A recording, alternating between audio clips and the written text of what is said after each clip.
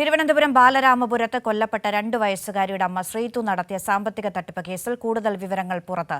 വ്യാജ നിയമന ഉത്തരവ് തയ്യാറാക്കാൻ ശ്രീതുവിന് പുറത്തുനിന്ന് സഹായം കിട്ടിയെന്ന് പോലീസ്. കുറ്റകൃത്യത്തിൽ ശ്രീതു ഒറ്റയ്ക്കല്ലെന്നാണ് നിഗമനം. ദേവസ്വം സെക്ഷൻ ഓഫീസർ എന്ന പേരിലാണ് ശ്രീതു ഇത് തയ്യാറാക്കിയത്. കമലേഷാണ് തിരുവനന്തപുരത്ത് നിന്ന് വിവരങ്ങൾ നൽകാനുള്ളത്. കമലേഷ്, ഗുരുതരമായ ആരോപണങ്ങളാണ് ശ്രീതുവിനെതിരെയുള്ളത്. 10 പരാതികൾ ശ്രീതുവിന് എതിരെ രജിസ്റ്റർ ചെയ്യപ്പെട്ടിട്ടുണ്ട്. ദേവസ്വം ബോർഡിൽ ജോലി നൽകാമെന്ന് കാണിച്ച് പണം വാങ്ങി എന്നതാണ് ശ്രീതു ചെയ്ത കുറ്റം എന്നതാണ്. ഇതിന് മറ്റാരുടെയൊക്കെയോ സഹായം ലഭിച്ചു എന്ന വിവരങ്ങൾ കൂടി പുറത്തു വരുന്നുണ്ട്. ഇപ്പോൾ പോലീസിന്റെ അന്വേഷണം ഏത് ഘട്ടത്തിലാണ്? എങ്ങനെയൊക്കെയാണ് ശ്രീതുവിനെ ഇക്കാര്യത്തിൽ ഉൾപ്പെട്ടിട്ടുണ്ട് എന്ന് പോലീസ് സംശയിക്കുന്നത്? അന്ന 10 പരാതികൾ ഇന്നലെ തന്നെ ശ്രീതുവിനെതിരെ വന്നിട്ടുണ്ട്. ഇതിൽ ഏറ്റവും പ്രധാനപ്പെട്ടത് ഇവയെല്ലാം രേഖാമൂലമുള്ള പരാതികളല്ല എന്നുള്ളതാണ്. ഇതിൽ ഈ നെല്ലിക്കോട് സ്വദേശിയായിട്ടുള്ള ഒരു ഷിജു എന്നയാൾ നൽകിയ പരാതിയിലാണ് ഇപ്പോൾ നടപടി ഇന്നലെ ഉണ്ടായത്. അതിലാണ് ഈ അറസ്റ്റ് രേഖപ്പെടുത്തിയത്. നിലവിൽ ഇവരെ റിമാൻഡ് ചെയ്തിരിക്കുകയാണ്. ഇതിന് പിന്നാലെയാണ് ഇതിന്റെ അന്വേഷണത്തിന്റെ പുരോഗതിയുടെ ഘട്ടത്തിലാണ് ഇവർക്കെതിരെ കൂടുതൽ തെളിവുകൾ പോലീസിന് ലഭിക്കുന്നത്. ഇവർ ഒറ്റയ്ക്കല്ല ഈ കൃത്യം ചെയ്തിട്ടുള്ളത് എന്നതാണ്. അതായത് വ്യാജരേഖ ചമയ്ക്കൽ, അതുപോലെ തന്നെ സാമ്പത്തിക തട്ടിപ്പ്, വഞ്ചന കുറ്റം അടക്കമുള്ള വകുപ്പുകളാണ് ഇവർക്കെതിരെ ചുമത്തിയിട്ടുള്ളത്. ഇവയെല്ലാം ജാമ്യമില്ലാത്ത വകുപ്പുകളുമാണ്. ഈ കുറ്റകൃത്യത്തിന് ഇവർക്ക് ചില സഹായങ്ങൾ പുറത്തുനിന്ന് ലഭിച്ചിട്ടുണ്ട് എന്ന ഒരു ചില നിഗമനത്തിലേക്കാണ് പോലീസ് ഇപ്പോൾ പോകുന്നത്. ഇതിൽ ഏറ്റവും പ്രധാനപ്പെട്ടത് കഴിഞ്ഞ കുറച്ച് നാളുകളായി ഇയാളെ ഈ നിലയിൽ ഇവർ പറ്റിക്കുകയായിരുന്നു എന്നുള്ളതാണ്. ഇവർക്ക് നിയമന ഉത്തരവടക്കം, അതായത് ഈ ദേവസ്വം ബോർഡിലെ സെക്ഷൻ ഓഫീസർ എന്ന വ്യാജേന ഇവർക്ക് നിയമന ഉത്തരവ് നൽകുകയും ഇവരുടെ ഡ്രൈവർ എന്ന നിലയിലാണ് തസ്തിക കൊടുത്തത്. ദേവസ്വം ബോർഡിന് മുന്നിലേക്ക്, ഓഫീസിന് മുന്നിലേക്ക് കാറുമായി വരണം എന്നാണ് പറഞ്ഞിരുന്നത്. ഒരിക്കലും ദേവസ്വം ബോർഡിന് അകത്തേക്ക് ഇയാളെ കയറ്റിയിരുന്നില്ല. ദേവസ്വം ബോർഡിന് മുന്നിലേക്ക് ഇയാൾ കാറുമായി വരുന്ന ഘട്ടത്തിൽ ഈ ശ്രീതു പുറത്തേക്ക് അവിടെ നിന്ന് കാറിൽ കയറി പോവുകയുമാണ് ഉണ്ടായിട്ടുള്ളത്. ആ നിലയിൽ കഴിഞ്ഞ കുറച്ച് നാളുകളായി ഇയാളെ പറ്റിച്ചുകൊണ്ടിരിക്കുകയാണ്. ഇടയ്ക്ക് കുറച്ചു കാലം ശമ്പളം ലഭിക്കാത്ത സാഹചര്യമുണ്ടായി, ശമ്പളം മുടങ്ങുന്ന സാഹചര്യമുണ്ടായി.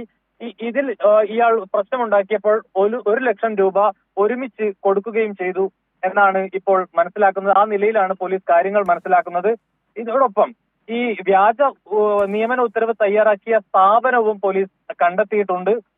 ഈ തട്ടിപ്പിന് ഇവരെ സഹായിച്ചവരുടെ വിവരങ്ങൾ ശ്രീതു തന്നെ പോലീസിന് കൈമാറിയിട്ടുണ്ട് എന്നാണ് ഇപ്പോൾ മനസ്സിലാക്കുന്നത്. ഇതേക്കുറിച്ച് പ്രാഥമികമായ അന്വേഷണം നടത്തിയ ശേഷം ഇവരെ അടക്കം കസ്റ്റഡിയിലെടുക്കാനാണ് പോലീസ് ഇപ്പോൾ ആലോചിക്കുന്ന ഒരു പ്രധാനപ്പെട്ട കാര്യം എന്ന് പറയുന്നത്. ഏതായാലും ഈ തട്ടിപ്പിന്റെ വ്യാപ്തി കൊലപാതകത്തിലുള്ള വിവരങ്ങൾ കൂടി അറിയേണ്ടതുണ്ട്. ഹരികുമാറിന് മാനസികാസ്വാസ്ഥ്യമുണ്ട് എന്നതാണ് പോലീസിന്റെ വിലയിരുത്തൽ. പ്രതി സഹകരിക്കാത്തത് തീർച്ചയായും ഒരു പ്രതിസന്ധിയാണ്. കസ്റ്റഡി അപേക്ഷ നൽകാനുള്ള നടപടികൾ എങ്ങനെയാണ്? കൂടുതൽ പേരിലേക്ക് ചോദ്യം ചെയ്യൽ എത്താനുള്ള സാധ്യത എങ്ങനെ? ആരെയൊക്കെ ചോദ്യം ചെയ്യാനുള്ള സാധ്യതയുണ്ട്? അമ്മ ശ്രീതുവിന് ഈ കൊലപാതകത്തിൽ പങ്കുണ്ട് എന്ന സംശയം പോലീസിനുണ്ടോ? അന്ന, ആരെയും ഈ വിഷയത്തിൽ നിന്ന് പോലീസ് ഒഴിവാക്കുന്നില്ല എന്നുള്ളതാണ്. എല്ലാവരെയും പോലീസ് സംശയിക്കുന്നുണ്ട്. ഏതൊക്കെ നിലയിൽ ഇതിന്റെ അന്വേഷണം മുന്നോട്ട് കൊണ്ടുപോകാൻ കഴിയുമോ അത്രയും വേഗത്തിൽ തന്നെയാണ് ഈ അന്വേഷണവും മുന്നോട്ട് കൊണ്ടുപോകുന്നത്. നിലവിൽ ഇപ്പോൾ അമ്മ റിമാൻഡിലാണ്. ഇന്നിപ്പോൾ ഈ പ്രതിയായിട്ടുള്ള കുട്ടിയുടെ അമ്മാവൻ ഹരികുമാറിനെ പോലീസ് കസ്റ്റഡിയിൽ വിട്ടുകിട്ടുന്നതിനുള്ള അപേക്ഷ കോടതിയിൽ നൽകുകയാണ്. ഇനി കോടതി കസ്റ്റഡി അപേക്ഷ സ്വീകരിക്കുകയാണെങ്കിൽ, അല്ലെങ്കിൽ അത് അനുവദിക്കുകയാണെങ്കിൽ, ഈ പ്രതിയെ എടുത്തുകൊണ്ട് അതുപോലെ തന്നെ തെളിവെടുപ്പടക്കം നടത്തുന്ന ഒരു നിലയിലേക്ക്, അല്ലെങ്കിൽ കൂടുതൽ ചോദ്യം ചെയ്യാൻ, വിശദമായ ചോദ്യം ചെയ്യലിന് പ്രതിയെ വിധേയമാക്കും. പ്രതിയോടൊപ്പം തന്നെ ഈ ശ്രീതുവിനെയും കസ്റ്റഡിയിൽ വാങ്ങി ചോദ്യം ചെയ്യാനുള്ള നീക്കങ്ങളും പോലീസ് ആരംഭിച്ചിട്ടുണ്ട്. ഇതിൽ വലിയ ദുരൂഹതകളാണുള്ളത്. പല തരത്തിലുള്ള കാര്യങ്ങൾ, പല കഥകളും ഈ കേസുമായി ബന്ധപ്പെട്ട് ഇപ്പോൾ മുന്നോട്ട് വരുന്നുണ്ട്. ഇതിൽ ഏതെങ്കിലും ഒരു സ്ഥിരീകരണത്തിലേക്ക് എത്താൻ, അല്ലെങ്കിൽ ഈ കേസിന്റെ അല്ലെങ്കിൽ കൊലപാതകത്തിന്റെ കാരണം എന്നത് സംബന്ധിച്ച് ഒരു വ്യക്തത വരുത്താൻ പോലീസിന് ഇനിയും കഴിഞ്ഞിട്ടില്ല എന്നുള്ളതാണ് ഈ കേസിൽ ഏറ്റവും പ്രധാനപ്പെട്ട ഒരു വിഷയം. ഏതായാലും അതിനുവേണ്ടിയുള്ള തീവ്രമായ പരിശ്രമത്തിലാണ് പോലീസും ഉള്ളത്.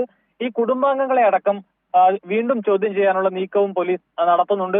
ഇവരുടെ എല്ലാവരുടെയും മൊഴികൾ തമ്മിൽ വലിയ വൈരുദ്ധ്യമുണ്ട് എന്ന് മാത്രമല്ല, ഈ മൊഴികളെ ക്രോഡീകരിച്ച് ഒരു നിഗമനത്തിലേക്ക് എത്താൻ പോലീസിന് കഴിയുന്നുമില്ല. ഈ സാഹചര്യത്തിലാണ് ഈ കുട്ടിയുടെ അച്ഛൻ, അതുപോലെ തന്നെ മുത്തച്ഛൻ, മുത്തശ്ശി അടക്കമുള്ള ആളുകളെ കഴിഞ്ഞ ദിവസം ചോദ്യം ചെയ്തിരുന്നു. ഇവരെ വീണ്ടും, ഈ കുടുംബാംഗങ്ങളെ വീണ്ടും ചോദ്യം ചെയ്യാനുള്ള നീക്കവും പോലീസ് നടത്തുന്നുണ്ട്.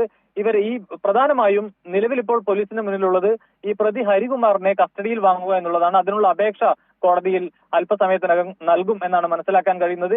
കസ്റ്റഡിയിൽ വിട്ടുകിട്ടിയതിനു ശേഷം വിശദമായ ചോദ്യം ചെയ്യലുണ്ടാകും. അതിനുശേഷം പ്രതിയെ ഈ വീട്ടിലടക്കം എത്തിച്ച് തെളിവെടുപ്പ് നടത്താനുള്ള ആലോചനയിലാണ് പോലീസ് ഉള്ളത്. തന്നെ ശരി.